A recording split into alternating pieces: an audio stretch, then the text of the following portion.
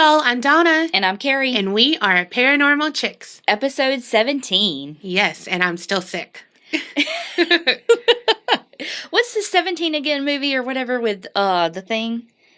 And they trade places. Chandler Bing? Yeah, but, no, well, not his real name, but yeah. I was like... Guys, we did Friends trivia last night, so yeah. Clearly she's still thinking that. Okay, sorry. Yeah, and Zac 17 Efron. again. Yeah, 17 again. Yeah. Yeah, so last night we did Friends trivia at this local bar. Okay, so we had Tiffany and Brittany who were with us that have seen Friends more than anyone on the planet, I feel like. Yeah. Well, obviously not, because we didn't win. We did not win, but they only missed 3 questions out of 30. Yeah. I was like, that is, like, insane. That's crazy. And I think I maybe knew 8. Oh, I think I only probably knew 2. God, they were hard questions. Like, I think one of the hardest was what was Joey's PIN number? Yeah. Like, I don't know, just all the people who, like, really know Friends are like, duh. Yeah. Meanwhile, Brittany's sister, Sarah, she thought she meant trivia with friends. And so she came and she was like, what do you mean, Friends? What is that? Yeah, she had no idea it was about the show. So it was like, oh. Meanwhile, though, she's 20. So yeah. Was she even alive? Meanwhile, everyone else in that fucking pub was 20. Oh, my God. I told Donna, I was like, remember that time we came to trivia and we were the oldest ones here? But we used to go to this trivia, like, yeah, every single Tuesday night. And I'm like, when did they all get so young? Because we haven't been going lately, because we were usually record on Tuesday nights now. Yeah. But we had stopped going before then. But you know why? Because summer, school's out. Oh, true. Like, y'all need to get a fucking job and get out of here and let me have my old lady pub. Right? Okay, so something else that I wanted to tell everybody. No, nothing big deal. Okay, so you know how I'm always behind on TV and podcasts, blah, blah, blah. Well, I have been listening to / I don't know, do you call it reading when you do audible books? I feel like we've already had this discussion, and yes. Okay, well, then I'm reading. Okay, so there is this author named Maggie Hartley, and she's from the UK. And she's fostered like 300 kids. And so all of her books are about like the different sets of foster kids. Mm-hmm. And she fosters like the most difficult kids because she's really good at, grounding them and helping them to realize their worth and all of that, working through their issues and all this stuff. And so every book is about a different kid or some siblings or something that, oh my gosh, I'm on like the 3rd book and I am in it to win it. Really? Also, the other day, Donna got in my car whenever my book was playing, and she was like, how do you listen to this shit? Because I listened to it on 1.5 speed instead of 1, because I hurry up. Well, she did talk slower when you did it. Oh my God. On 1, but the 1.5 just sounded like too broken or something. It was not good. I listen to most things on 1. Well, because in the books I can do 1, 1.25 or 1.5. Yeah. And I do 1.5. 2 is just way too fast though. I can't do that. I'm like, what? Yeah. What did I say? Sounds like Alvin and the Chipmunks. So anyway, so if you like listening to audiobooks, that's a good one to like any of hers. And again, I think I'm on the 3rd one of hers. It's not like sequential order. It's just yeah. I think she has like 10 books out. Cool. I want you to get finished with that because I want you to listen to In the Dark. I finally listened to the 2nd season because I loved the 1st one, but I didn't want to wait per week. So I let everything happen and I binged it in 2 days. And it's like 10 or 11 episodes. Mm-hmm. Holy shit. I need to talk to someone about it like pronto. So if you listen to it, please let me know. We will message each other, like FaceTime, something, because Kerri is not going to listen to it right now. I only have 36 minutes left on my book. And she won't let me tell her about it. No, I like to be surprised. But it is dealing with someone in Mississippi. Mm-hmm. And think making a murderer, but like how much it makes your blood boil. Mm-hmm. And you're like, really? What the fuck? Because I will tell you, it's about this guy from Mississippi. Mm-hmm. and he's charged with murder 6 times. Like, they have tried his case 6 times. How? The DA in that area is the one who originally tried it. Uh-huh. And every time he appeals it and, like, they're like, yeah, this wasn't right. This, blah, blah, blah. He gets retried by that same guy. I don't know For the same crime? Same crime. It's not double jeopardy because so has he wasn't acquitted. Okay, well, don't tell him anymore. Yeah. Yeah. I mean, I'm not going to tell you anymore, but, like, that's on the synopsis, you know. But holy shit. It's like, of course, this was in Mississippi. Of course. But it's so good. She actually moved here and lived here while she was doing that. I'm just like, I wonder where she's from originally and how much of a culture shock that was. Because it's like up in the Delta. Oh, which is like, not where we live. Yeah. We like are in a college town in suburbs. Like, yeah. It's so good. So if you like that, it's In the Dark. And if you haven't listened to the first season, it's about the disappearance of Jacob Wetterling. Okay. Yeah, and that was phenomenal. Yes, okay. Because that makes way more sense now. Because I was like, when I looked at the cover art for it, I was like, I know I have listened to this. Yeah. What? Yeah. It's like, so good. No words, because I'm like, I know I listened to this. Yeah. Why have I not? Why don't I understand? Mm-hmm. Oh, it's season 2 that's the thing. Okay. Yeah. And Up and Vanished. Up and Vanished is about Jacob Wetterling too, isn't it? Or no? Who's that about? Tara Winstead or something. She's from Georgia, and she was a teacher that I thought I listened to Up and Vanished too. It's from the guy who did Atlanta Monster. That was his first. What's his name? I don't know. It's a weird name. I can't think of it. Anyway, but I didn't like Atlanta Monster as much as I liked Up and Vanished. I never finished it. I didn't either, because that's how much it lost me. I listened to Tara Winstead or Crenshaw? I don't know. Oh, well, that seems...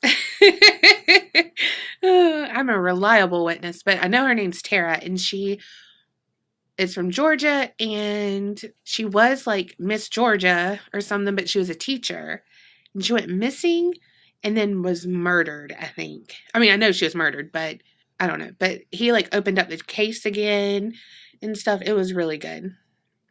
But that's coming out season 2.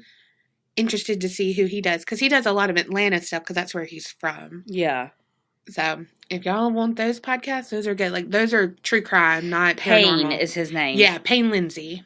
He's cute.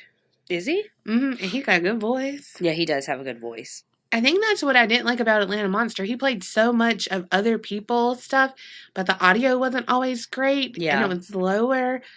And then I'd like have it up too high. So when he actually started talking, I'm like, boo, calm down. Just go ahead and just call me. Yeah. Oh, he is cute. Uh-huh, I told you. Hey, Payne, hook a sister up. You like extra large pizza? You like some stuffed crust? Damn. Okay, so I totally started Googling him, and there's a picture of him with the My Favorite Murder Girls. Oh, really? Mm-hmm. Oh, he married Donna. Of fucking course. If she goes missing, oops. No, I'm just kidding. God. Just kidding. I'm just kidding. Don't put a restraint on me. A restraint or a restraining order? A restraining order. Do put a restraint on her. Yes, please. And a gag ball. Ball gag? Clearly, I know a lot about those. God, who the fuck are you? You been in your toy box? I was totally about to explain the joke and be like, no, I said the words wrong. Lord.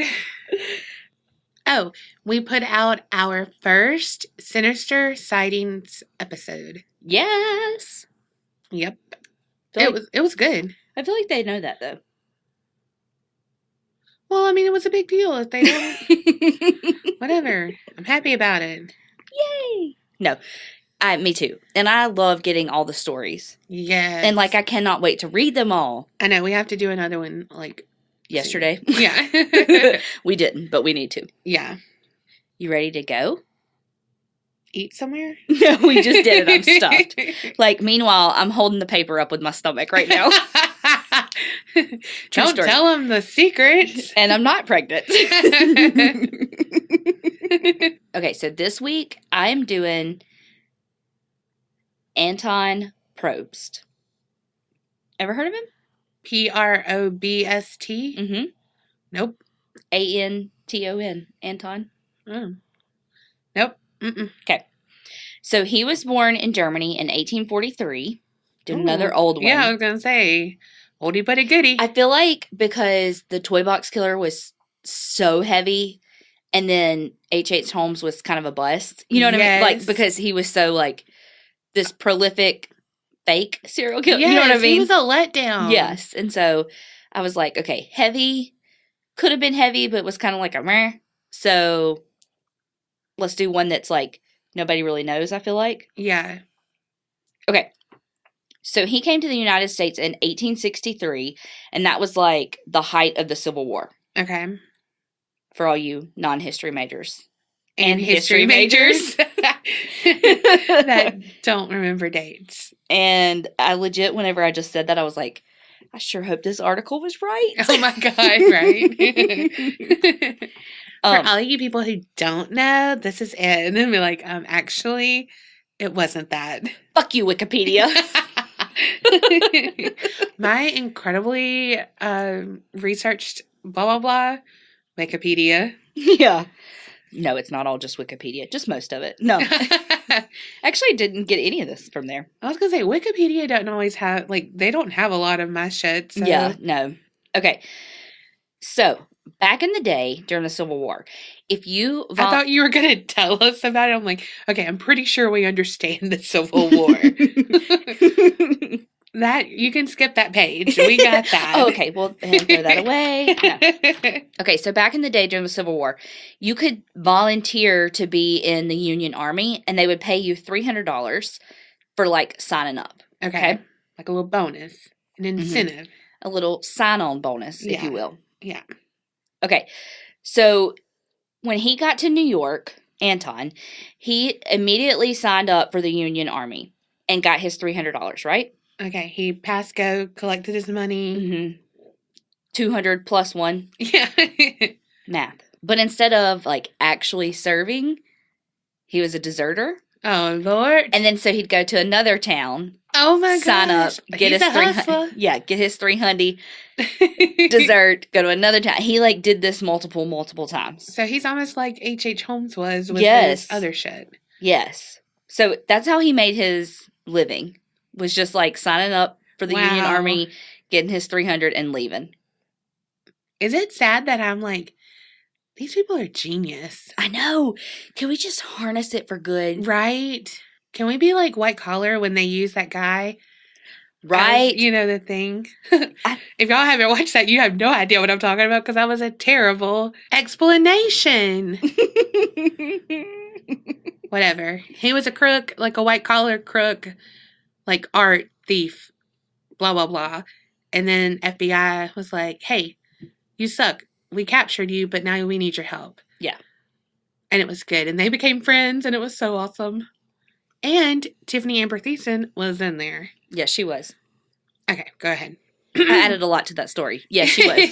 So, in 1865... A year after. 2. Wait, I thought you said 1864. 3. Oh. 2-1. No. That's when his shenanigans with the Union Army ended. Okay. How much did he make, did it say? Mm-mm. Okay. $9 million. We're going to write this story ourselves. He, at that time now, he's in Philadelphia. Okay. And he is broke as a joke. Oh, Lord. He was, never mind. So, I don't even want to know. Don't want to know. So, it is said that he spent all that money on Pornhub. Just kidding. It's free. Al Gore had not been born yet. No, that he basically spent it on liquor, and I'm adding women because I'm assuming he spent it on liquor and then he licked her. Damn. So, in the fall of 1865, he's like broke. Still broke. Still no money. Okay. So he decides to find him a job, and he gets hired on as a farmhand to Christopher Deering. Okay. And he fell in love with the farmer's daughter. No. And then he murdered her. And he threw her in the lake. Okay, go ahead. No. So Christopher Deering was an Irish immigrant who lived in this rural part of Philadelphia. Okay. He had a wife and 5 kids. Ooh. So the Deering farm, which, sidebar, and like, I think I used like 5 articles to kind of put all this together. Okay. Almost Dang, all 555. Broadcast Drive. R.I.P. Patty. He, like, their name was spelled Dearing, but on like 1 or 2 of them it said like deer, like Deer. I was like, I wonder which one it is. Yeah, that's weird that it's spelled 2 different ways. Yeah, not in life, about the same man. Yeah. Man, that was so fucking interesting and added so much to the story. I hate you. We were all just on pins and needles. They were like, oh my God, it's spelled differently. They were like, I wonder how it's spelled. Is it spelled this way? Is it spelled like deer, as in you're gonna hit Donna's car? Or is it don't even say that, okay? Deer, not deers. Deer are attracted to my car. Legit, Donna's hit like 3 deer. They have hit me. Twice. Yeah. Once you hit it. Yeah. No. Twice they've hit me, and once I hydroplaned and hit a mailbox. Oh. Flew through the air, hit a mailbox, laid it in a ditch. Oh, God. Okay, anyway. I survived. So the Deering farm was just a couple of acres, and it had their little small house, a barn where they had a horse, 1 pig, and then just had like a little bit of grazing space for the cattle. So it wasn't that big. Oh, I'm sure they had a spider. From Charlotte's Web. I know. I knew where you were going. They I just had a didn't think it was Wilbur. funny. They had a horse, a pig. Do you think they had Templeton? Smorgasbord. My love. He's Donna's spirit animal. He really is. He sings like me too. Oh, well, he was actually on key, but whatever. Okay. So he had a wife named Julia, and they had, like I said, 5 kids, and how they supported themselves was through the raising and the selling of their cattle. Okay. So they weren't very wealthy. They were just this happy family that kind of earned enough to keep them. Okay, so the Deerings offered Probst $15 a month to be their little handyman, plus room and board. All right. Well, oh boy, clearly he ain't really into that whole working hard business. He's like, I want to join the army and then not show up, and then join the army and then not show up. So he only lasted a couple of weeks and was like, I'm out. Yeah. And quit. Deuces. And 2, like, while he was there, it said that Julia Deering was, like, not happy with him because he was really lazy, and, like, he would just be, like, hanging out in the barn when he was supposed to be taking care of the cattle, and he just was lazy. She's like, I'm not paying you to sit here and twiddle your fig, Newton. It's also said that he made some inappropriate comments to her at the time, too, so she was like, to her husband, bro, what, you gotta fire him. Yeah. Which he ended up quitting. So Probst said that he was in like really poor health and blah, blah, blah, blah. So he was taken to a Philadelphia charity hospital. And he stayed in that charity hospital from December of 1865 to February of 1866. Damn. I love that one of the articles I read said, while laying on his cot in the poorhouse. God. I know. Judgmental much? So Probst is like trying to figure out how he can get some money. He's like, okay, I'm broke. I hate fucking working. Don't we all? I got student loans. Oh, wait, that's me. Hate working, lazy. Student, that's me. Anyway, so he's like, okay, I need to rob the Deerings because, number 1, I need money. But 2, I'm going to get even with them motherfuckers. Wow. I He think that- quit I think that's probably exactly what he thought, too. while he was on his cot in the poorhouse. Uh-huh. Yep. So, he went back to the farm on March 2nd of 1866 and begged Christopher Deering to hire him back. Please hire me back. So, Deering felt sorry for him because he had been sick and in the poorhouse and all that.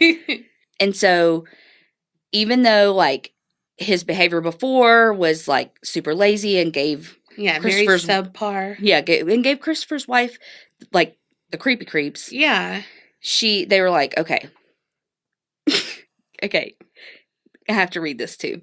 The farmer took pity on him and rehired old Thumbless. God! Thumbless? Thumbless. He didn't have a thumb. Oh, my God. Like, what the fuck? Who says that? I'm gonna hire old Thumbless back. Like, he just was missing one thumb, and they called him Thumbless. well, he was thumbless. We are going to hell. I mean, it was just a differentiator. Damn. I mean, if someone, like, mugged me, I'd be like, he was thumbless. Oh, gosh. But why didn't it tell us why did he not have a thumb? I don't know. Like, why'd they spring this information on us now? Like, I need to know what he looks like and everything. I need to know. That's the kind of shit you put in your Tinder profile. Like, be sure to put a thumb, like, picture where you don't have a thumb. You get thumbs up, babe. Oh, damn. He's, like, giving you a thumbs up picture, but it's just the one. Oh, my God. It's terrible. Okay, back to old Thumbless. Oh, my God. Could you imagine if he sent you, like, an emoji with a thumbs up and then you met him and been like, okay, catfish.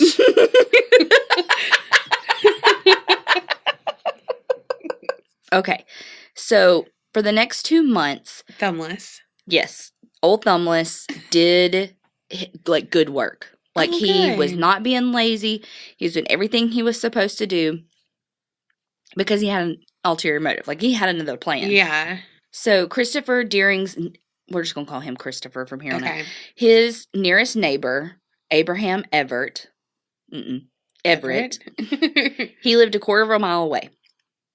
Everett was a little more wealthy. Okay. Little hoity-toity. Yeah. And by that, I mean he could afford the weekly newspaper. So every weekend, Christopher's son would come to his house to borrow that week's newspaper. Okay. Well, one Saturday, the boy didn't come. And so he was like, well, that's weird. Guess they don't need it today. Yeah. Fuck And the then, news. yeah. And then on Sunday, he still wasn't there. And so he was like, Oh, shit. okay, well, maybe they've been busy, cattle Yeah. and shit. But then he still didn't come for a couple more days. Oh, And so by gosh. Wednesday, Everett was like, something's going on. Something's Yeah. fishy. And so he decided to go to the Deering place to see what was going on. Yeah. When he got there, he found that, like, there was nobody on the farm. The horses were inside the barn. Horses were nearly dead of starvation. No. And they weren't dead, just nearly, of starvation and thirst. So he gave the animals food and water, and then he went to look through the window of the house to see, like, what was up, Yeah. When he peered in the window, like, it was all ransacked. Mm. So he was like, oh, fuck, something's going on. Yeah. So he climbed in, he, like, broke into a window, climbed inside, and found that, like, every room in the house was ransacked. Gosh. The bedrooms, like, the beds had been torn and flipped upside down. Torn? Like, the mattresses ripped, Huh. Yeah. The drawers had been, like, rifled through, dumped out, all that. Clothing was everywhere, and there was nobody. Like, it was dead silent. There was not anyone in there. Not even a field mouse. So he was like, okay, something's not right. So he went to go get Well, help. I would think not. He's like, let me put these pieces together. Channel my inner Sherlock. I don't know where the accent came from. Nor do I even know what type of accent that was. Me either.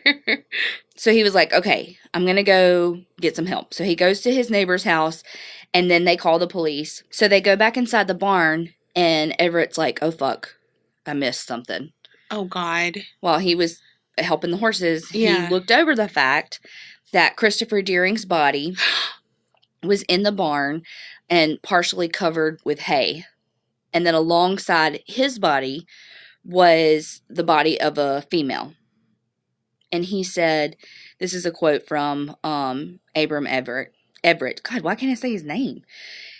His head was crushed to pieces, almost to powdered bone.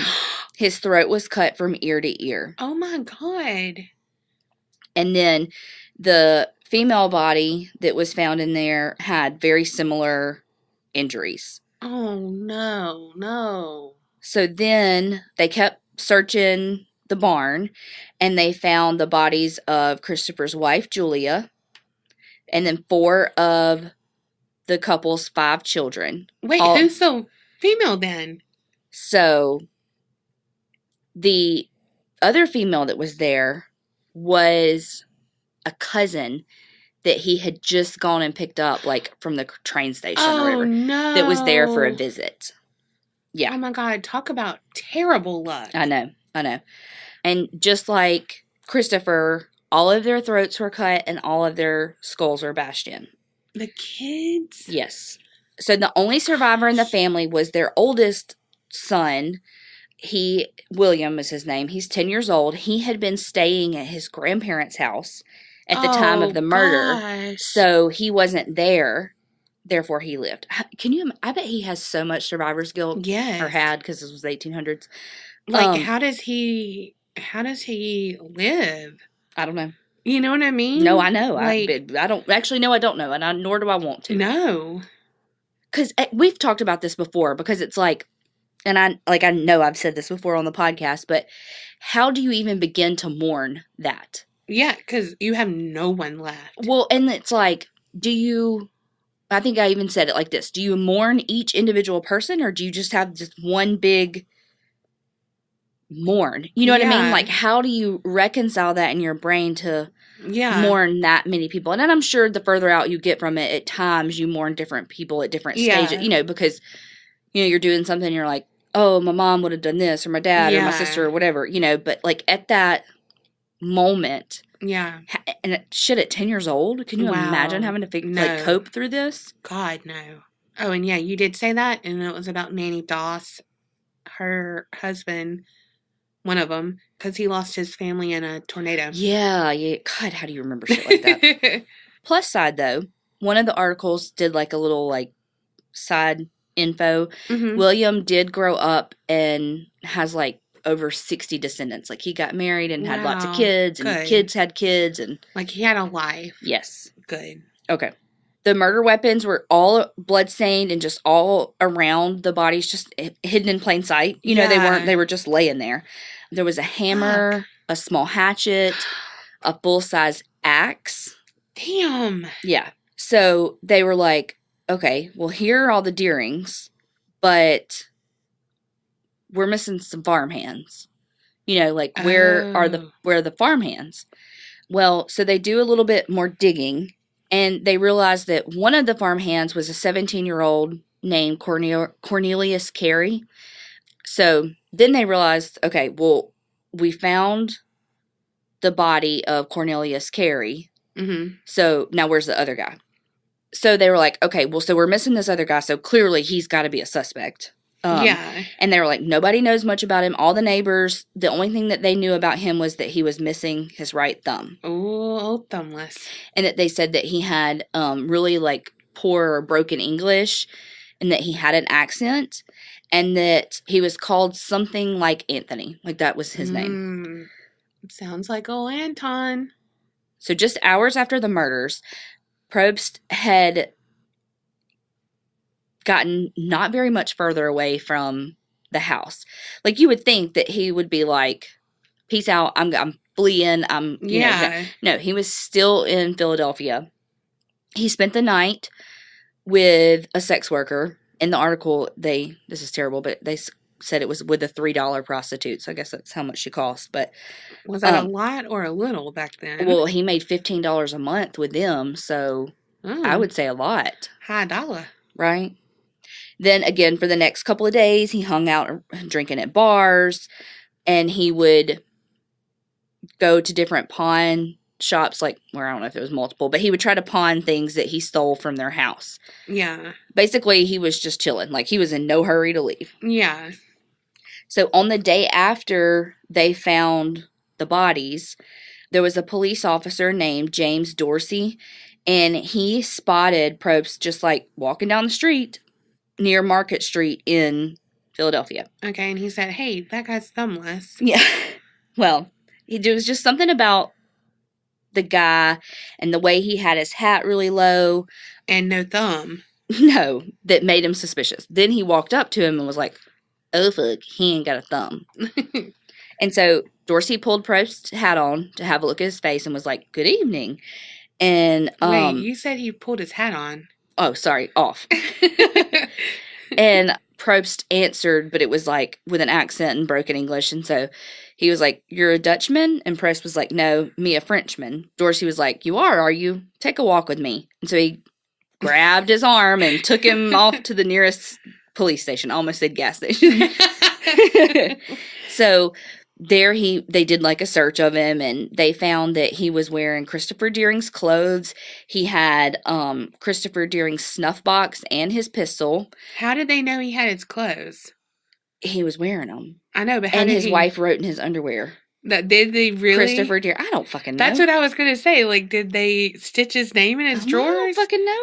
They didn't call me and give me the details. But, I mean, how do you know back then? I don't know. Go ahead. Maybe they didn't fit him. It beats the hell out of me.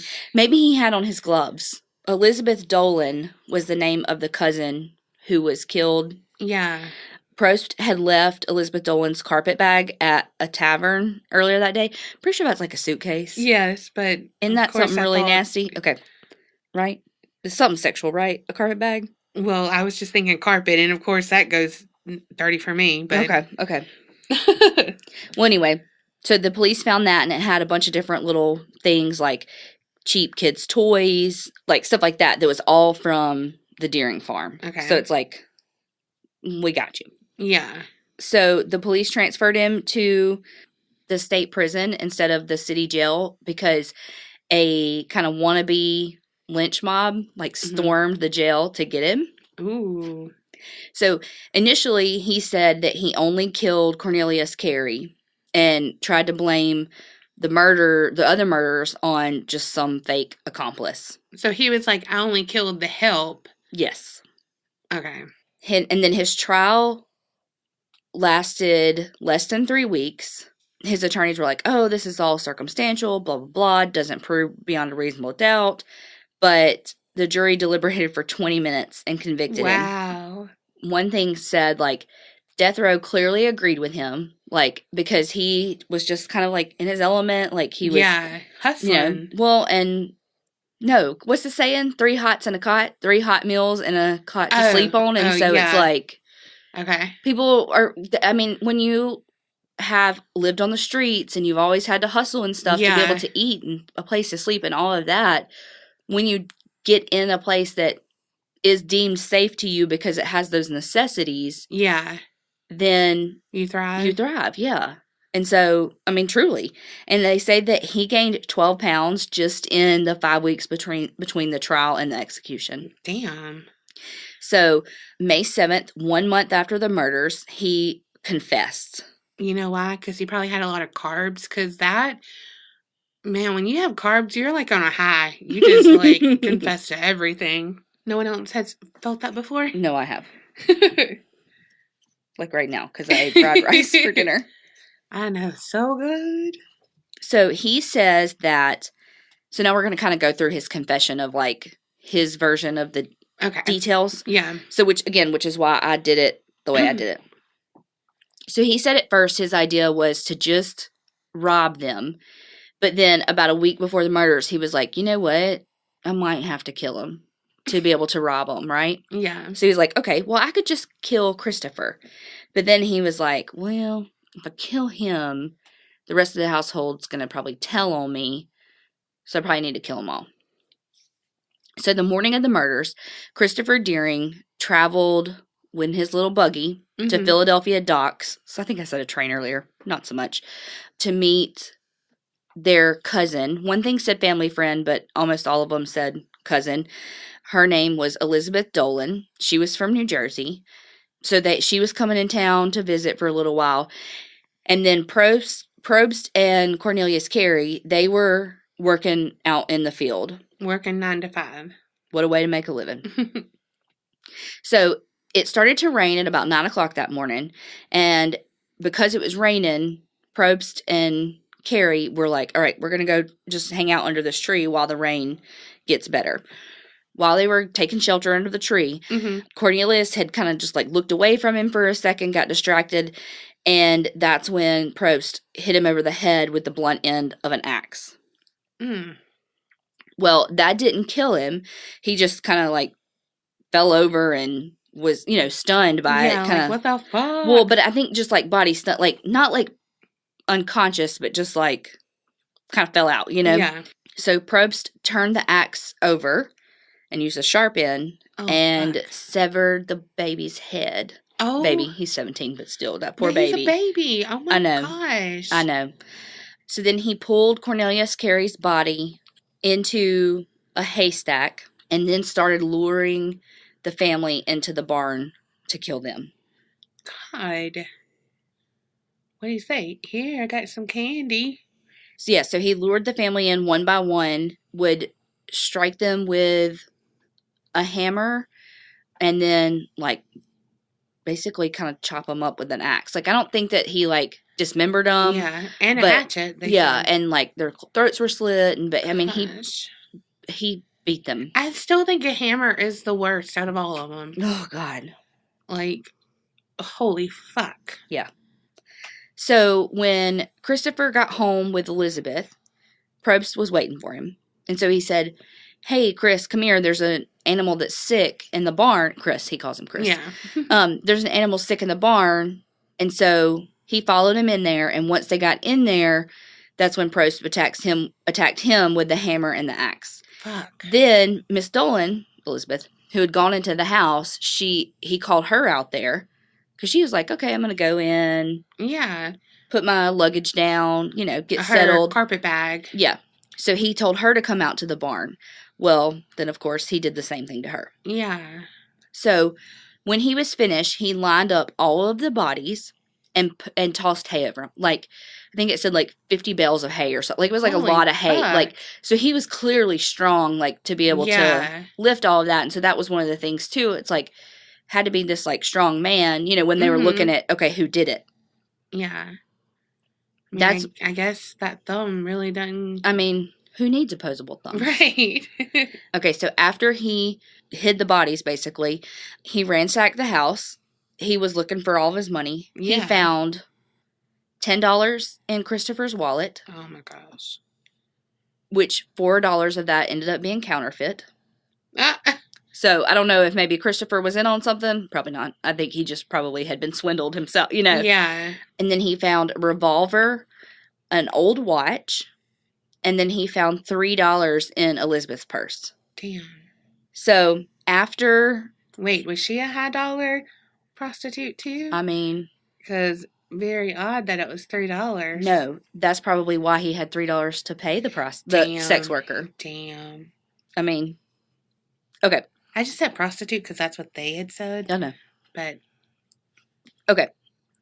So then after he like found everything he was going to find in the house, he was like, took his time, like took a shower, shaved his beard off, changed his clothes. Shaved, shit, and showered? Yes. Changed his clothes into Christopher's, ate some bread and butter, took a nap.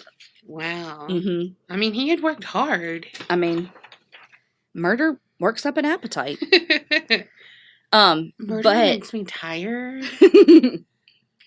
I mean, it's better than a melatonin. Man, if y'all have melatonin, that shit is knocks me the fuck out. Mm-hmm. Like, my eyes start like wiggling before I fall asleep. Like, it like makes my eyes like kind of go cross-eyed, but also have a little like nystagmus to them. It's crazy. What? Like when your eyes like, back and forth really quickly. Yeah. See, like that's the kind of shit you need to tell me. Okay. So after he had his little restful slumber. Yeah. that he goes to leave the farm. But before he leaves, he feeds the dogs and the chicken, puts out feed for the horses and the cows, and then just walks away. Well, at least he did that. He did. And That does say something. He has some little piece of a heart. For animals and not humans. Hey, I mean, I get it. I know, but that would have, as awful as this is, that would have been one of the worst parts of the story if something happened to the animals. Oh, for sure. Yeah, because that means they suffered, you know? Yeah. After Anton Probst was executed. Damn, moving right along. Well, yeah. Well, I mean, like, because I told you he was already guilty No, and, I like, know. executed. And How so then, did like, he it's like, here's get his story. executed? I don't know. Details. Fuck them. I took that from the Homance. I know. Well, they say facts. So it's different. So anyway, if his account of what happened is actually true, none of the victims really suffered. Like, yeah.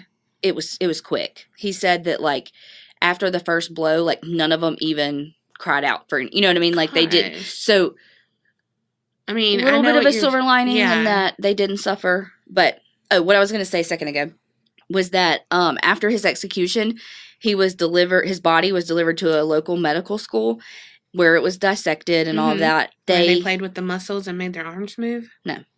That's what you did. I know. Well, not like played like, like, like, hey, when this angle of pull, what does that do to the arm? I know. Anyway. They were your marionette dolls, whatever. I mean, medical marionette dolls. Okay. So they deboned him. And Ooh, I don't know. I know that was terrible. I'm sorry. Oh. But anyway, so his skeleton went on display at a museum, and it is still in operation today. Holy like fuck. They still have his skeleton. Where is it? In Philadelphia. Yeah, I don't know which one. Is it the one I went to? Oh my gosh, a new member of our group, Amanda, they were talking about a road trip, and she said if we go to Philadelphia, there's a museum, and it's a medical museum. Yeah, that is the one I went to. It's the Muter Museum. Yes, that's it. Yes. I went to that. I went to a conference. Oh my gosh. I don't even know how long ago it was, right?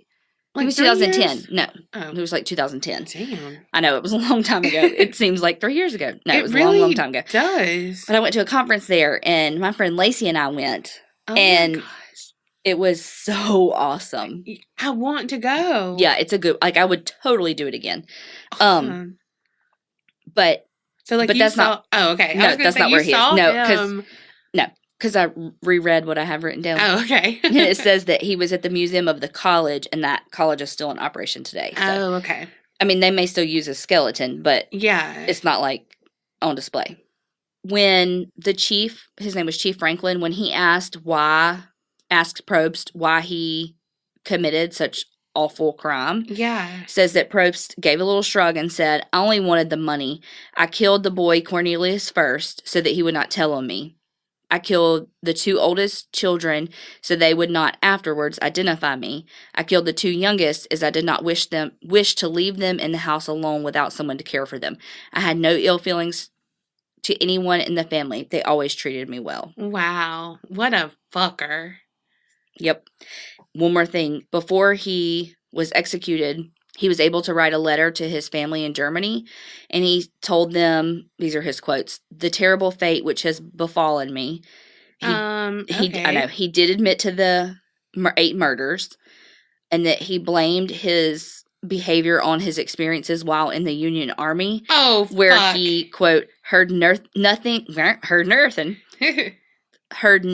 but cursing and swearing, and soon became a sharer in every wickedness. Are you kidding me? Meanwhile, he was a deserter Yeah. that never saw 1 second of action. But he definitely saw those $300. But look, you know what? All these people listen to this podcast, they're all going to become murderers because we cuss. Well, that's like them saying, playing those games. Mm-hmm. Which, I mean, I feel like it does have some kind of effect. A little desensitization, blah, blah, blah. Yeah. But you don't go from, I heard some cussing. Yes. So I killed them. What they love. No. Every time. I know. Yeah. So that's Whoa. Antoine. Nope. Anton. Okay, I know an Antoine. That's why I keep wanting to call him Antoine. Anyway, Anton Probst. Wow. I know. Isn't that crazy? That is. So unknown. Such an unknown one, too. Yeah. Wow. Yeah. 8 people. And you know what's crazy is that money. that ended up being 7 plus 4, $11. Yeah. And some shit that he pawned. A shitty watch. Yeah. He got a gun out of it. Well, at least he got some $3 sex. He did it all for the nookie. Like, he really needed that money so he could spend it on that. I know. Like, because, I mean, you know, he had that cot that he could be in the poorhouse with. He needed Gordon. Nope. He needed Dave Ramsey in his life. Gordon Ramsay's that chef, right? Yeah. Mean one. I mean, he needed him, too. Maybe he would have whipped him into shape. Right. I need somebody to whip me into shape.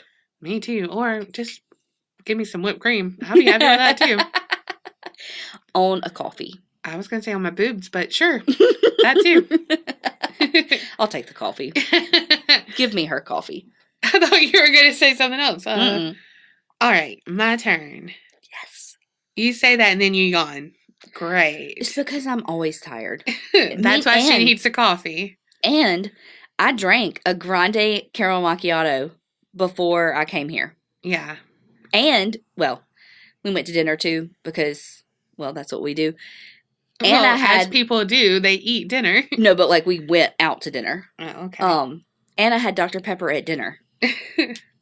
So, Dr. Pepper and a caramel macchiato, and I'm still yawning. In another life, she's going to be a cat. Ew. I probably will be. Uh-huh. I'm sorry for all you cat lovers. I just don't love them. Well, seriously, you are a fucking cat. You want to be touched when you want to be touched. Mm-hmm. If you don't want to, fuck off. Mm-hmm. You, like, you know how Ambrosius used to tell me to fuck off with his tail? He'd, like, flip around. That's flick of the wrist, but it was his tail. Yeah. That's you. Like, you'll knock shit off. You knock everything off. Like, that's you. Donna just got her new phone, you know? And she was handing me a second ago so I could look at something. And the cord got, like, because she had it charging and got, like, caught around all the equipment. And I dropped her new phone. It didn't break. It did flash. It didn't break. My story is, I'm going to kill Kerri because she dropped my new phone. We're reversing roles. She's telling true crime and then I come back and haunt her. Yes. All right. Picture it. Mm-hmm. What do you think I'm going to do this week? I'm picturing 1816. No. 1943. No. Okay. 1996. No. Okay. You tell me. You guessed wrong. All right. I am doing St. Albans Sanatorium. I don't know what this is, but I love a fucking sanatorium story. Right? Okay. This is in Radford, Virginia. And if you want to go, it's 6248 University Park Drive. Fancy. It ranks as one of the 25 most haunted places in Virginia. Oh, I thought you were going to say in the country or the world. No, in Virginia. I mean, that's... I'm pretty sure, but... Well, Virginia's old as fuck, though, yes. So... Yeah. That's saying something. All those damn colonial ghosts. Mm-hmm. Like in Christopher Columbus and shit. No. Just kidding. Oh, shit. You really hate him. Oh, shit. That's going to be on your Tinder profile. I hate Christopher Columbus. He's the fucking worst. But I still eat Thanksgiving dinner. I mean, give me a leftover turkey sandwich. Oh, as turkey salad sandwiches. Oh my God, y'all. Donna's mom, they're like, y'all with these tangents. Donna's mom, that is one of the things I miss. Not the most, but the most. The most thing I miss about your mom? Other than her existence being amazing. It was her leftover turkey salad that she would make. God, so good. So good. She would make Kerri and Tiffany extra stuff. God, it was so good. All it had was mayonnaise and celery and salt and pepper. Yeah. That's it. And it was so good. Yes, it really was. Before it was a sanatorium, Mhm. before it was even thought to be a sanatorium, it was land, obviously, right? Yeah. So during the 1700s, the city, Radford, it was close to the New River watershed, and so that attracted, nope, that attracted Native Americans and early European settlers. We were both kicking it old school today. It must be something in the air. Probably because last night we felt old as fuck at that bar. Right, and we were like, let's channel our childhood. Yeah. When I was a young Warthog. God, way to take my fucking thing. Do you want to guess what happens here too? Ghosts. People died and ghosts. Yeah, true. Okay. That's it. Podcast over. Season 1 done. Okay. So, I mean, Native Americans, early European settlers, I mean, it's rivalries. Yeah. All the time. Hey, Christopher Columbus. Again, fuck him. That motherfucker. So, okay, they had competition over this area since it was close to the New River watershed. Mm-hmm. So, in July 1755, a group of Shawnee Indians, they attacked. Oh. Yeah, so attacked, looted the colonists, and this was of the town Draper's Meadow, which sounds so nice. Mm-hmm. But they killed at least 5 people and then took others as hostages. Oh, God. Yeah. For the survivors in Draper's Meadow, they left behind some grisly reminders.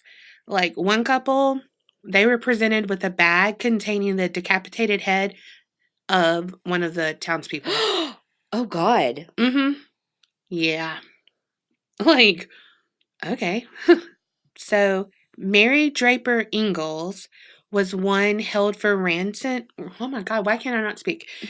Was one of them held for ransom with the Shawnee tribe. So, before she was taken prisoner, she first had to witness the deaths of some people, including her mother and sister-in-law's baby. Oh, my God. Mm-hmm. There's some variations of, like, the accounts that they say that she saw, Mm-hmm. but they say that Eleanor Draper, her mom, was tomahawked and scalped. Oh, gosh. And Betty Draper's infant child was brained against the side of one of the cabins. Basically thrown against the side. Okay. Mm-mm. Yeah. Nope. Like, what the fuck? I can't even. Thank you for that mental image that's never going to go away. Right? So Mary did eventually flee from the Shawnees, but her little journey back to Draper's Meadow was not easy. Oh. Some sources say that she was forced to abandon the baby she had given birth to while she was in captivity. Oh, no. Another one says that she had a fellow escapee, and it was a German woman, which is weird because you said about Germany. Like, whoa. Full circle. Yeah. Her fellow escapee, the German woman, attempted to eat her twice because they were so fucking hungry. Holy shit. Yeah. Like, she was like, ooh, that arm, though. Oh, my God. Mm-hmm. Like, what? But, okay, so the trek back to Draper's Meadow was 43 days. Oh, shit. And 1,000 miles. What? Holy shit. Yeah. 1,000 miles? I wonder if that's what that song, I Would Walk 500 miles. And I would walk 500 more. That's equals 1,000. Even I know that. So there's that first part. Like, yeah. On all of that, I mean, that's fucking hostile. Mm-hmm. Shit, blood, death. Shit some more. The land is tainted. Yeah. That bitch needs to be saged. Right? So next is the Civil War. Oh, God, which is, right? Better not. One of the most violent battles happened at Cloyd's Mountain, which is in this region. Okay. And it said that the Union, the one that Anton fucked him up. Uh-huh. Mm-hmm, This is why. Okay. The Union artillery bombarded the settlement of Central Depot from the ridge where St. Albans stands today. Okay. So, like, they, you know, Yeah. y'all couldn't see that, but I just did an arm thing, which would not even, I mean, did they help you? No. It said this explains why many people who have visited today reports hearing rifle shots, smelling gun smoke, and seeing spectral mist rise from the hospital surrounding grounds. Oh, gosh. Like, oh, go. I'd be like, wait, is that Anton? He's missing that thumb. I knew it was you, Anton. Oh, God. Oh, God. Okay. I'm never going to forget that guy. No, you're not. Okay, so the first thing constructed there was a Lutheran's boys' school. It was founded by George W. Miles, and he was like, I want to make these boys future Southern gentlemen. Like, this is what's going to turn out here. Mm-hmm. They're going to be, like, strong and athletic and super smart. And, you know, like, fucking superior race. You know? I was going to say. Yeah. What's that called? White supremacist? No, Aryan like Brotherhood? gentrification or something like Oh, that? yeah. Yeah. Okay, yeah. No, what you said too, though. Yeah. We were both right. He was the headmaster, and like I said, they had to perform well in the classroom, on the field. No pressure. Right. And because they had to meet high expectations, they would have to use extreme methods. Like, you have to win this game. So whatever you have to fucking do, Yeah. you do it. Basically, they were like the Cobra Kai of Karate Kid. Like, sweep the leg. Did you not watch Karate Kid? No. Are you serious? You knew this. I haven't ever seen it the whole way through. I've seen pieces. Oh, God. Okay. New thing we have to do. Because, Do we know? yes, I love them. I know wax on, wax off. But, And the chopsticks with the fly. oh, Mr. Miyagi. I love him. Okay.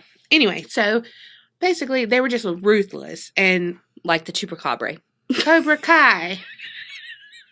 If y'all could see my face. I knew that wasn't it. I did it on purpose. Uh-huh. I did, I swear. Hurt my fucking feelings. That's what you did. Anyway, because that's what they did. You know, like, he was their sensei, and he was like, sweep the leg. When Yeah. he knew it was his bad leg, and he was hurt. And then he goes, pow, with his leg, and he did the Karate Kid kick, and he won. Okay, sorry.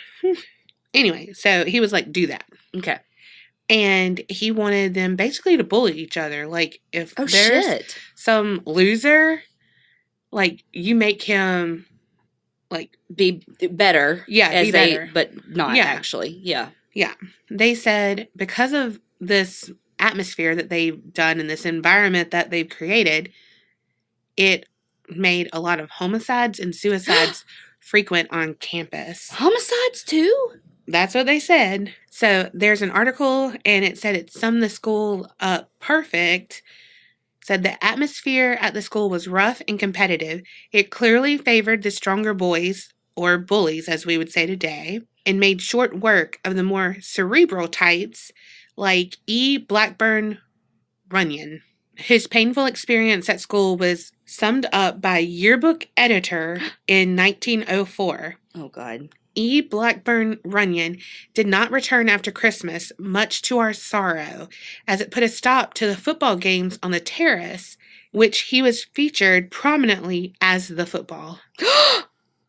Yeah. Like, what a fuck bucket. Oh, Like, my God. yeah. I read that, and I was like, wait, that doesn't make sense. Let me read that again. Holy fuck. Yeah. Oh, my God. Like, That poor baby. yeah. It said there's no official records that indicate students lost their lives Of course on not. school, but yeah, like, okay. Yeah, of course not. This George Miles guy, he dies in 1903. Enrollment quickly falls, you know, because he's not there to promote his master race. Yeah. So it closed 8 years after that. Then in 1916, Dr. John C. King, he acquired it. He's like, I have a vision. I want to introduce the nation's first top-notch psychiatric hospital. Oh, God. He's like, it's going to be the best. It's going to be the, blah, blah, blah. And He was the Trump of psychiatric hospitals. yes. Yes. He was a former superintendent at Southwestern Lunatic Asylum. And he was like, they did it all fucking wrong. We're going to do it right. We're going to do it better. And we're going to be the best. Yeah, right. He opened it. He was like, I want these patients to flourish. So he added a farm to the property so they can have a place to exercise and to play, to, That's pretty good. Yeah. He added like a rooftop terrace. Damn. And stuff. He had a bowling alley in the alley. In the basement. So all that sounds great. Yeah. But you wouldn't be telling me if it was. Unfortunately. Okay. It says, just as Miles' school didn't produce the gentleman he had envisioned, neither did King's sanatorium deliver his goal of high recoveries. Because a lot of them fucking died. Oh. Yeah. So we know back in the day, sanatoriums, they weren't nice. No. Many of the doctors are like, hey, you cray, I'm going to give you a frontal lobotomy. Yeah. And then it's like, oh, you're brain dead or you're dead. Didn't work. Next time it will. Yeah. They also did insulin-induced comas. Oh, gosh. Let's just shut their kidneys down real quick. Right. Cool. They'll wake up and be better. Yeah, that'll fix their brain. Yeah. Meanwhile, it was probably a woman diagnosed with hysteria. Right. Okay. It said these procedures were very labor-intensive, and the staff-to-patient ratio in 1945, can you guess what it was? 45-1. Holy fuck, though. No. 48 to 6,509. What? Let me do that now. You're trying to see if it really is? No. Oh. That's 135 people per staff member. Wow. I don't even know 135 people. Right? Whoa. Because no one wanted to work there because they had to do so much shit. Yeah. Which is so sad. And then, can you imagine, the undercare? You know what I mean? Yes, and nor do I want to. Right. Can you, we know what happens at certain places here with way better ratio than that. Yeah. Another thing, schizophrenics usually, were given the electroconvulsive therapy, which was deemed safer than the insulin-induced comas. God, which would you rather? Right? The coma. Yeah. So, of course, the ECT still had side effects. Yeah.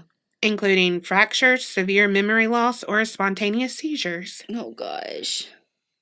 Yeah. But you wouldn't be, quote-unquote, crazy anymore, You'd have other shit. Then they'd say, you're fucking possessed. Right. So, it says one of the most active rooms for paranormal stuff, because, that's what I'm going to get at. Yeah. Hello. Was the hydrotherapy room. And, that sounds nice. Hydrotherapy. No, I immediately went to, waterboarding. Yeah, as we know it now, is, soothing. Yeah, no. So, patients would basically be mummified in ice-cold towels. And they would be left there for, days. Wrapped up in these fucking towels. Yeah. Crazy. And then what they would be strapped up to in those towels were steaming that. So, it just kept... Oh, my God. The amount of infection alone. Whoa. Can you imagine? No. Like, that's terrible. Mm-hmm. I mean, that insulin-induced coma is looking real good right now. I mean, Jesus God. So bad. One, can you imagine the claustrophobia that you would have? Like, you're confined. You can't move. You're wrapped up. You're chafing? Yeah. Oh, God. Oh, the smell. Okay. In your own shit and pee. Oh, God. I didn't even think about that. Mm-hmm. Oh. No. Okay. They said people who weren't like that, they would be blasted with water from a fire hose. What? Mm-hmm. For their brain. Mm-hmm. Seems reasonable. Totally.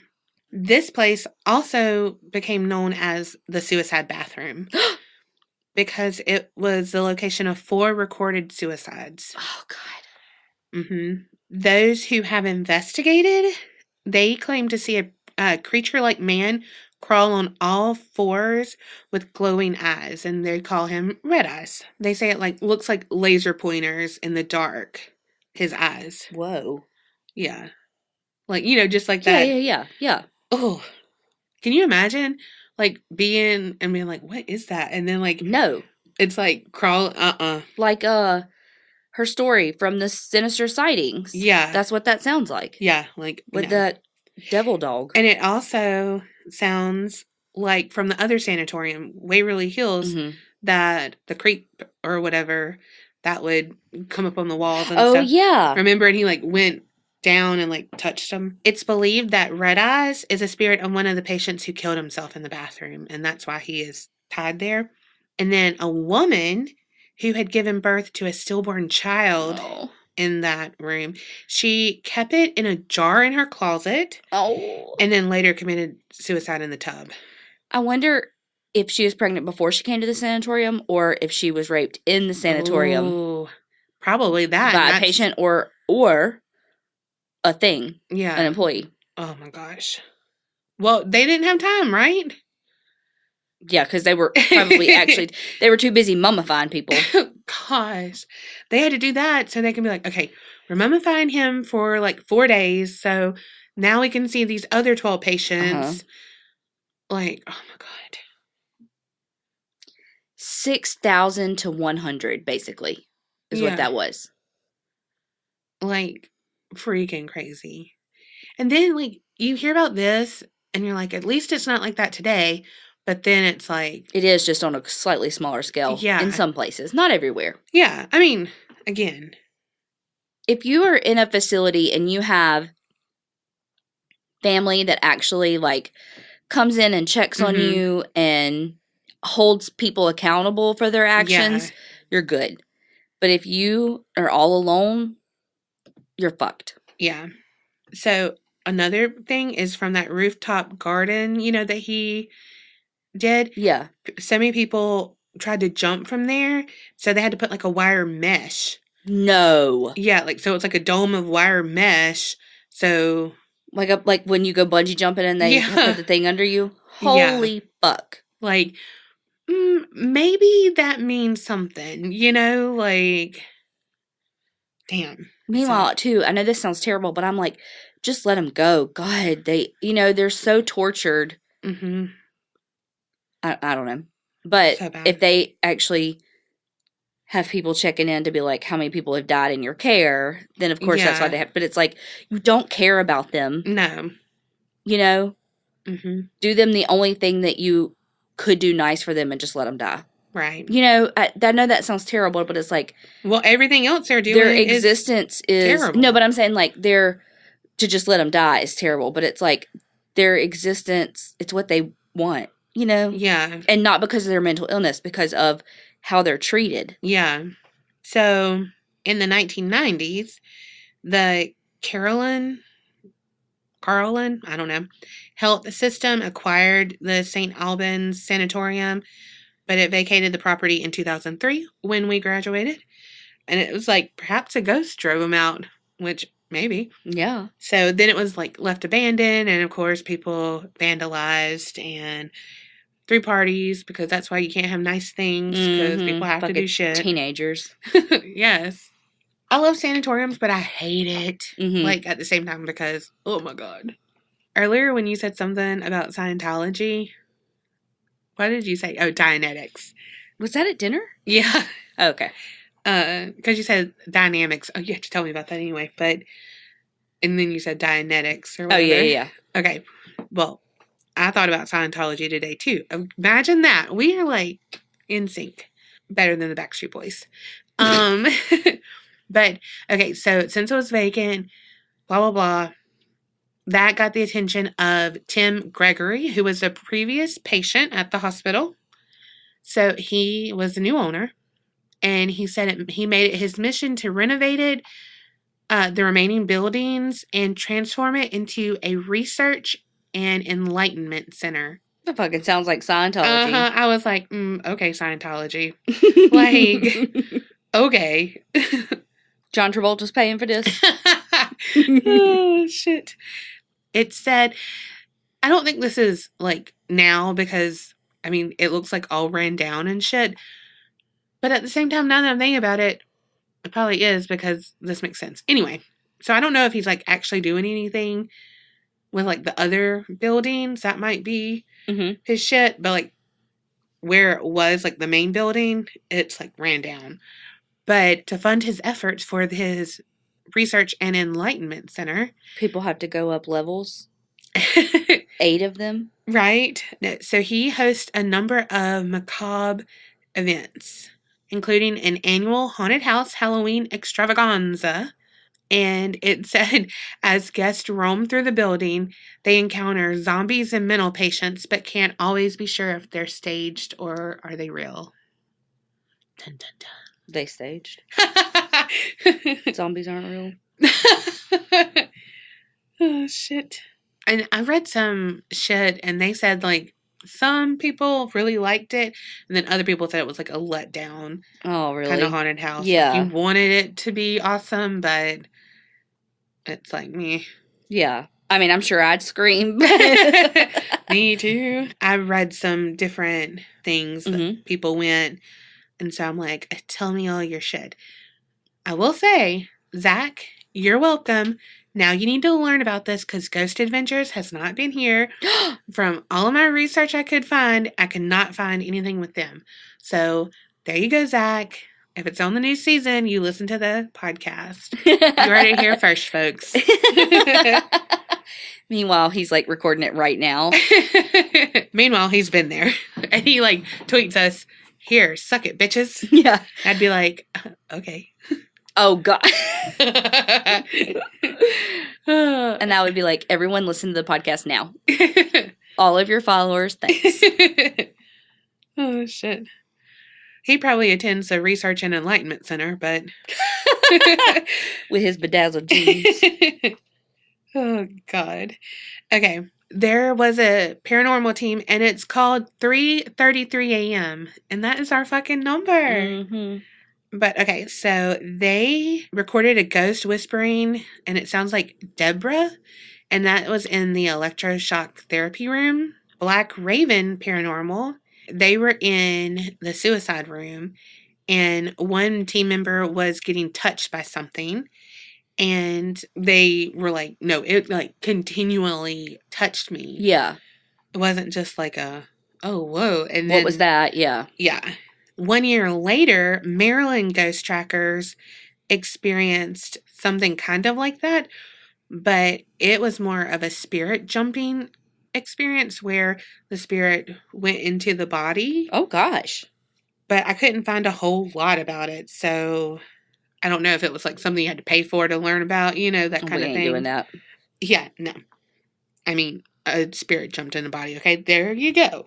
We learned all about it. They also captured EVPs, and they said that they saw a strange shadow fleeing down the stairs. Dang. Yeah, they said they captured it. So, again, I'll look and see, but I couldn't find anything. But maybe they have someone talking about the spirit jumping. The bowling alley in the basement, another hot spot, and it's known to be haunted by 2 female spirits. Allie, but not spelled like the other Allie, it's Allie. And Gina Renee Hall. Allie is rumored to be a young daughter of one of the hospital's patients. And Gina was a woman who was murdered on June 28th, 1980, somewhere close to St. Albans along Hazel Hollow Road. And, like, all they found was, like, a bloodied car on the side of the road of hers. Interesting. Mm-hmm. I feel like I've heard that before. That name? No, that story. Was that part of American Horror Story? I don't know. A car, like, abandoned with blood, and they pulled him into the house, this most recent one? I don't know. Maybe not. I don't know. Some other things of full-bodied apparitions, shadowy figures. Those damn shadow people. Mm-hmm. Also, people have said they've seen levitating objects, but I couldn't find any particular ones. Voices, blah, blah, blah. Same old shit. Yeah. Been there, got the t-shirt. So, one of the creepiest sites, especially to me, is called Donald's Room. The story of the room is that it was a maintenance man named Donald who lived at the sanatorium, and he was a known pedophile. Of course. Mm-hmm. And it said he expressed regular interest in luring young males who were patients to his room because he wanted them to get into his closet. The worst tale told of the evil Donald was that he raped and killed a young boy who was abandoned at the sanatorium. No. Yeah. I found one group, and I cannot find the name of it, so I didn't write that down. But they said, our approach with Donald started off as our retired police detective, Mike, tried to get a remorseful confession out of him using a ghost box. That didn't work. Said, after that, things got weird. Really weird. We all started playing this little game with Donald, and I'll call, you light up my periscope, I'll get into your closet with you. You homicidal ghost.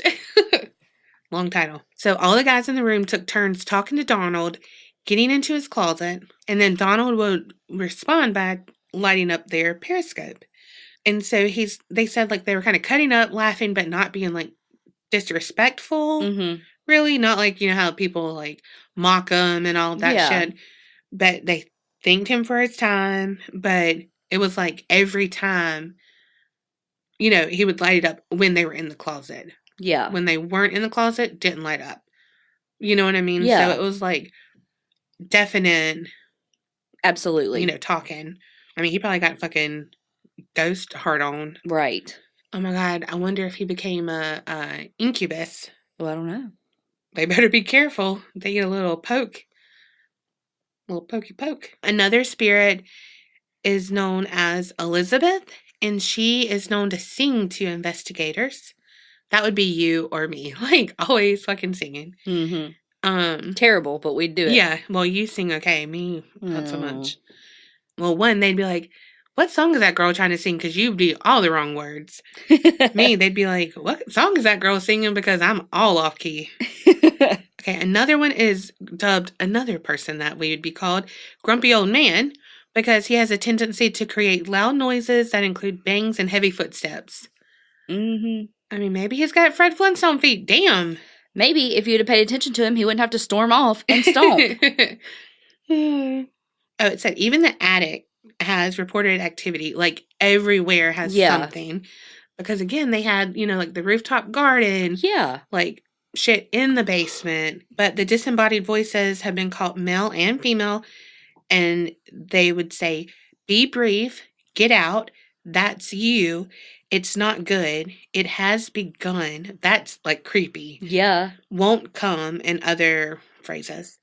Maryland ghost trackers, they had, like, their whole fucking thing, so it's a lot. But they said this was dubbed the most active location on the East Coast. So there's that. Okay, so they said downstairs the bowling alley was used as a reward for patients. In that basement, the bowling alley and the boiler room are regarded as a couple of darker spots on the property. About the two females. Yeah. Also, there's a demonic goat man, shadow people. And then they said Smokey, the ghost of a rapist maintenance man. But they also then reference Donald. So I don't know who Smokey is. Like, there were two rapist maintenance men. Someone got their facts wrong, and it wasn't me. Damn. It wasn't me. There's a rocker room. I mean, it's like labeled that because there's a rocking chair. Now, that is my kind of room. And it's like the old school rocking chair, like that you saw in sanatoriums. You know what I mean? Yeah. Like, and it's reported that it rocks on its Yeah. own. That's your ghost. Abso-freaking-lutely. There's a hallway, and it's called Muffin Man Hallway. Oh. Mm-hmm. It's on the first floor, and it's named the Muffin Man Hallway after a volunteer, Jenny Johnston. Muffin Man, but it's after a girl? Yeah, because Jenny was dressed as a bloody muffin man for Halloween fundraiser, Mm-hmm. and event visitors reported not only seeing the Muffin Man as in her doppelganger when she wasn't present, but it would chase them throughout the hallway. What? Yeah. That's our worst fear, Kerri. Yeah. Like being like, Jenny, stop. Mm-hmm. And it ain't Jenny. And she's like, wait, what? And we're like, that wasn't you? Oh my God. And like then getting chased? No, thank you. No. I don't run. No. But I would run from the fucking Muffin Man. Absolutely. So like I said, shadow people have been seen all over.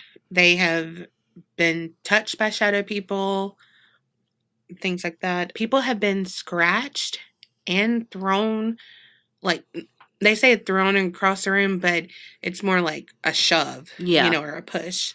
But no, thank you. It doesn't matter. Does not matter. Something touched me that wasn't supposed to. It said a tour guide saw something crawling around on the floor, and then it crawled up the ceilings. Mm-mm. And that was confirmed by Dead Files, Amy on Dead Files. I love that show. It's where she is like a paranormal, like psychic, and she has have you seen it where her counterpart goes before her and it's like an investigator? Yeah. Yeah, so like when she went, this is what she saw, like how she goes But through. the other one's like a retired detective or something, not like a, yeah. Yeah, and so he like tries to confirm what they don't know what each other have said until at the very end. Right. But, so that was confirmed by her on that show. The director of operations has heard growls, screams, and people talking, and that was also confirmed by her. They said, again, with the glowing red eyes seen in the darkness, and it's believed that it's a demon holding other ghosts there. Oh, God. Mm-hmm. And it says that objects have been seen to move on their own specifics. A specific room is Jacob's room, and that is the boy that Donald murdered. Oh. Yeah. And they say, like, fast-moving shadows are captured in there, kind of like a kid, really fast. If you leave toys out in his room, which there are toys now where people have left, they'll be moved around. Like, oh my gosh. I think that's one of, like, the biggest things, because I'm like, wait, that wasn't like that before. Right. And then I'm like, wait, well, was it? And so just thinking. Yeah. Try to reason it away. Mm-hmm. And that's what you don't want to do. Female investigators that go to the boiler room, which is in the basement, they say they feel overwhelmed or harassed by, like, people grabbing them. And then it said that it actually feels like the room heats up sometimes. And so female visitors are told really not to even enter the boiler room because, like, you don't know what could happen. I'm like, I'd be like, all right, yeah, don't have need to go. Don't need to experience like, that. Don't need to go down to the basement at all. I'm good up here. Yeah. There's also a room called the whistle room, and they say you can whistle any kind of tune, and the spirits will mirror you. No. I'm like, I know, thank you.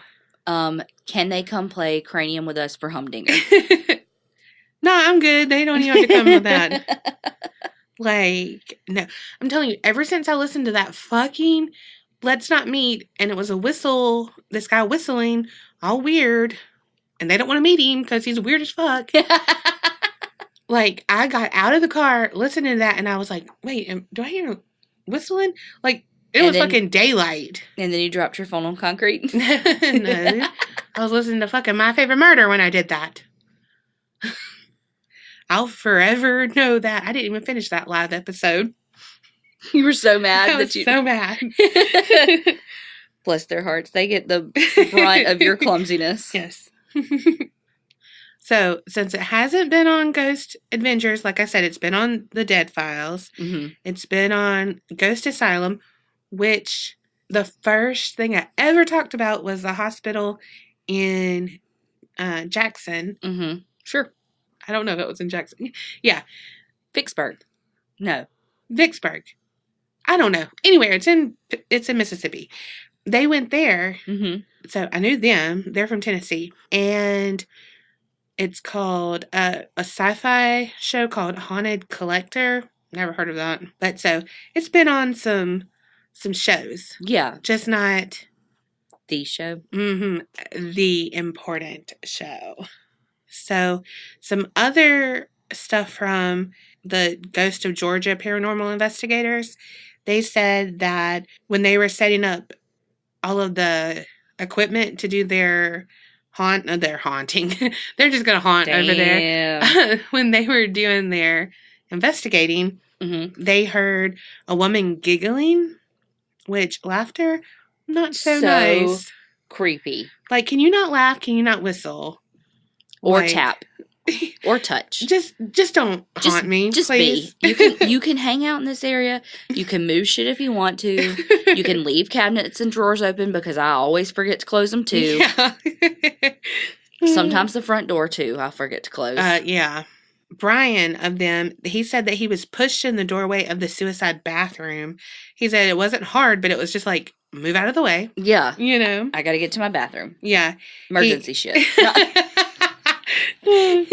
Shit. Literally. He said he got scratched on his legs and he heard some like knocking sounds. And so like they tried to follow it, but it got to where another guy that had been scratched pretty badly, and then it just stopped. Like when it got to that area, they heard whispering and again, female voice and laughter. Larry said he was doing a Facebook Live, which we know how to do now. And he was like, all right, I'll be back on later, whatever. And he heard a female voice say, okay. Damn. Be like, damn, you know what a Facebook Live is? She's probably like, that's what they all say. They say they're going to be back, but they don't call you because even ghosts can be ghosted. I was about to say, she's been ghosted one too many times. She's not bitter. She's just saying. He said that, again, they were following knocking sounds through the hallways that kind of felt like they were being led somewhere, mm-hmm. but it just like would kind of dissipate. Yep. Yeah. And like nothing happened when they were led there. Yeah. Which, I mean, hello, yeah, being led to your fucking death. Right? Don't be following that shit. Like, ooh, there's an ominous knocking. Let me go follow it. Yeah. I'd be like, nah, I'm good. Scary movie rule number 1. Right. Don't follow the creepy sound. No. Leave. Yes. That's when you get a fucking drone and be like, look, I'll fly it over here. Mm-hmm. Or like the robots where like the bomb squad sends in to yes. it. Oh, and this girl, Melinda, she said that she heard the female say okay when he got off the live, so she also heard it. And she said that she left the base. She heard some like old papers being rustled, mm-hmm. but like nothing was there. Yeah, oh my God. Because like they paperless. Environmental and shit. But then she said it sounded like someone sat like beside her on the couch, mm-hmm. but no one was there. And she said in the boiler room she felt someone touch and like lift the right butt cheek. Yeah. Damn, there's some horny motherfuckers down right there. We fit right in. Kerri'd be like, look, I need to hook up, so I'm gonna go down to the boiler room. Your girl's hard up. Let me hit down to the boiler room. Nah. Sort of. Be like, is it getting hot? Oh, yeah. I felt it on my butt cheek. In the woman's bathroom downstairs near the file room, there was a part of the grid that was like holding the ceiling tiles in place. Mm-hmm. You know, those kind of ones that you can like push up. Yeah. I hate those. But it was hanging down and it started swinging on its own. And so they tried to see if you got it bumped or whatever and try to debunk it, but they couldn't. do that. And another in the bathroom had like a clean smell to it, like it had been cleaned, and obviously was not. Again, they said scratches, which, oh God. I know. Do you get a tetanus shot after that? I don't know. I would. Me too, even though they hurt. They do hurt. Like, for days. Yeah, at first they don't hurt. You're like, oh, okay. And then, it's like, good God, that medicine burns. It's like, oh my God, I've been lifting weights. Like, what have I done to this fucking arm? It's like, oh no, you just got a shot. This guy, Chris, from the Georgia people, he said, while investigating, we were walking into the purple room, and upon entering, I felt something hit my leg. And as I went to stop and check, Christy said that she had seen smoke or mist go from my leg upwards. And while investigating in the observation room, he saw a shadow come around the door, stay right on the wall, and he felt as if anytime something was going to like step into the door from the hall, but it didn't. He said they were investigating the men's ward, the one with the tub and the wheelchairs, and he said they were using the ghost box, and one of the guys, his name's Idaho. He's the one who got like scratched really badly. He said he felt like he needed to go stand outside the door. And when he did, there was a voice that said, leave. And I said, no, he's not leaving. And then just a couple seconds later, he said that his arm was burning. And then they looked and he had the scratches so bad. Damn. Yeah, and Chris actually saw the red dots, like the red eyes in the bowling alley. Look, I am a wuss, and so I'm going to pretend like I can handle a lot of that, but those red fucking eyes, I could not handle. Like, red is a bad fucking sign. Nope, no. Could not handle those red eyes. Like, no. Unless it's a flight. Even then, can't. I mean, they go on to talk about seeing shadowy figures and stuff like that. Which, again, oh my God. Like, can you imagine being like, is that something? Right. No, it's just, oh, fuck. Like, it moved. Yeah. Oh, fuck. I see red eyes. Yeah. Oh, fuck. They moved that toy. Yeah. Oh, fuck. Donald wants me to go in his closet. No. I mean, he wouldn't want me, but. I mean, could you do that? I don't think I could to, like, get an answer out of him. Like, I would be like, he's going to kill me in the closet. Yeah, like, or if it has a door, I don't want it to, like, close on you. Yeah. Like, No, thank you. No. I don't want to have to eat my arm or something. I go straight to that. Yeah. It's okay. If I, like, an elevator pauses for, like, just a second, like, it's going to get stuck, my first thought is, do I have a cup to pee in? My first thought is, can I get up? Yeah. Like, to, like, pull yourself out. Yeah. I'd be like, sorry, people who are rescuing me, you gotta, like, come down here and... send me a ladder. Yeah. Christy, she said in the women's solitary area, she smelled coffee very strong, and she also smelled perfume. She saw, like, white flashes of light several times, and lots of shadow figures. And she saw a mist form in the doorway of the purple room. And that was at the same time Chris felt that on his leg. So, like, she also confirmed that. And she said that she heard a loud thump that, like, something was dropped. But it was, like, right beside her and nothing was there. Oh, God. Yeah. So, I mean, it's a lot of sounds and shadows, of course. But...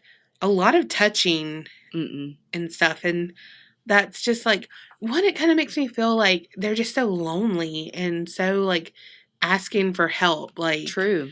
Oh my God, we're being tortured. Please help us. For eternity. Like, I don't know how that works. Yeah. Nor do I don't know. I don't know how that works. Yeah. But like, just their poor souls. They were tortured while they were living in like, unimaginable ways. Yeah, horrific ways. And then to be stuck there for 300 years so far, I don't know, 200 years, something like that, and to still be stuck. I don't know. I don't know. And then to think about, like, there's a demon that won't let you pass. Even if you are like, okay, I'm ready.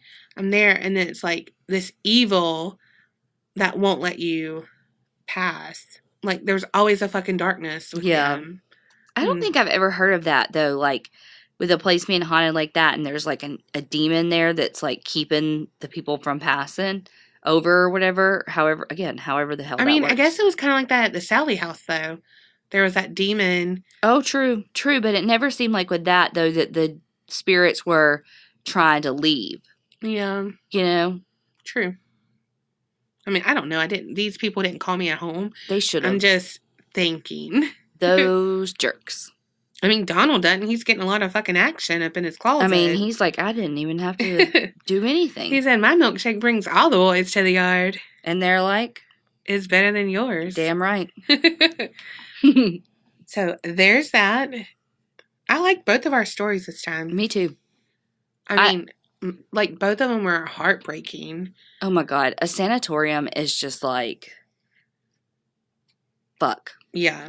I don't know if I've told this. I probably did on the Waverly Sanatorium, but there's an episode of Lore that's on Amazon, and they have lobotomies. It's about lobotomies. Yeah. And I was like, skirt, I have to turn that off. Because, like, it, like, hurts my soul. Like, my knees hurt. My body hurts. I'm, like, so tensed up. I'm not breathing. I cannot. Oh, God. Cannot. That's also, like, the hammers and stuff. I was watching Grave Witness or something on ID, and it's like, whatever. And she was killed with a hammer, and so it showed him, like, just with the hammer, like, coming down, not on her, you know? Yeah. But I was like, oh my God, like, my whole body just tensed up, and I could not. Like, I really think that is the worst thing ever, because it's, like, not hard enough to, like, knock you out, because I feel like the axe would be more swift. You know, this is just one of those things that, yeah, she got beat, like, 16 times last week.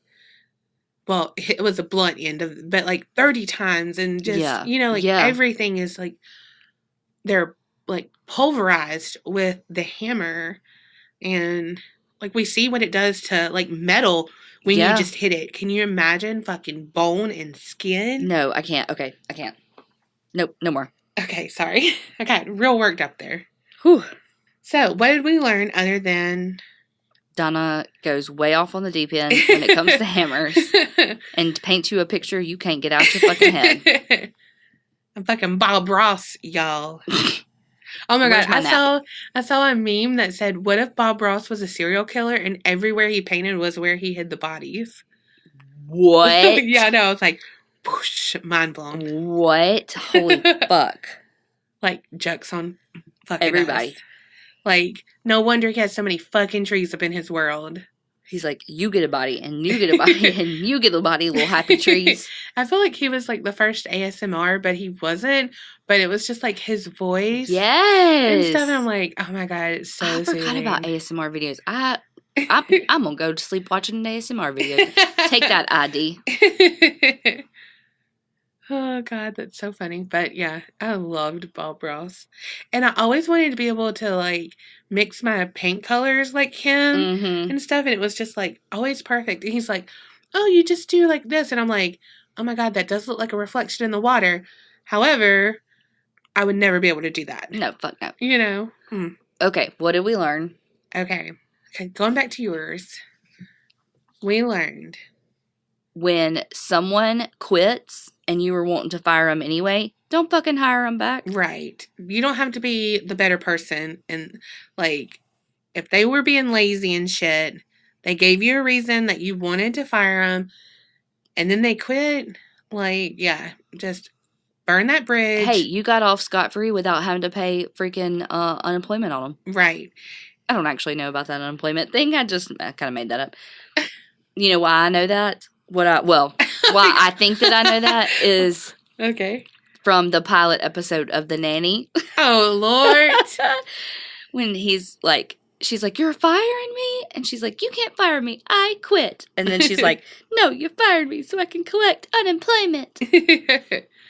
All right, 2. If you have loved ones at a hospital or nursing home, check on them. Yes. I mean, you probably have a great facility that they're at and stuff, but never just assume. And you know what? Coming from someone who works in the medical field, always ask questions. Yes, are there some doctors or whoever that is going to annoy? Yeah, but who gives a fuck? This is your life. This is your health. Yeah, you're paying for it. Yes. You're the boss. You're the consumer. Like, physician or not, they're there to help you. Yeah. And so if you have questions or you don't understand your treatment, then you need to be informed. Yeah. So, and that includes for your family members too. I mean, obviously there's some things that they maybe not be able to tell you, but if you're responsible for taking care of someone, you have the right to ask about their treatments and stuff. So like the stuff like the towels and the lobotomies and like ask. Don't be afraid to ask. Because pretty sure no one was like, oh, you're going to do that to my grandmother? Right. Oh, that sounds fine. She'll be fine for at least 4 days. Yeah. Let her shit and piss on herself. Right. And get skin breakdown and God only knows what else. Hypothermia. I don't fucking know. For days. Oh, God. Number three. If you have not heard from someone and you're like, that's weird, go fucking check on them. Yeah, don't wait like a week. And then their horses die? No, the horses didn't die. Oh my God, don't even say it. I know, but yeah, if you feel like, okay, that's weird. Yeah. Like, I've done that to you before. Mm-hmm. Like, Tiffany and I are like, okay, she's not answering. Like, I've come to check on you before. Yeah. Or at least call me and be like, hey, are you up? And I'm like, no. No, but I'm saying, like, before, I can't remember, of course, all the circumstances, but, like, Tiffany and I were both calling you and you weren't responding. Yeah. And so we were like, okay, I was like, I'm riding out to her house. Yeah. Yeah, we've done it with Tiffany before. Mm-hmm. Like. Yeah. Okay, if we haven't heard from her. By this time. Yeah, we're going to go out there. Yep. I mean, you just gotta. Sad, but true. You just have to be mindful.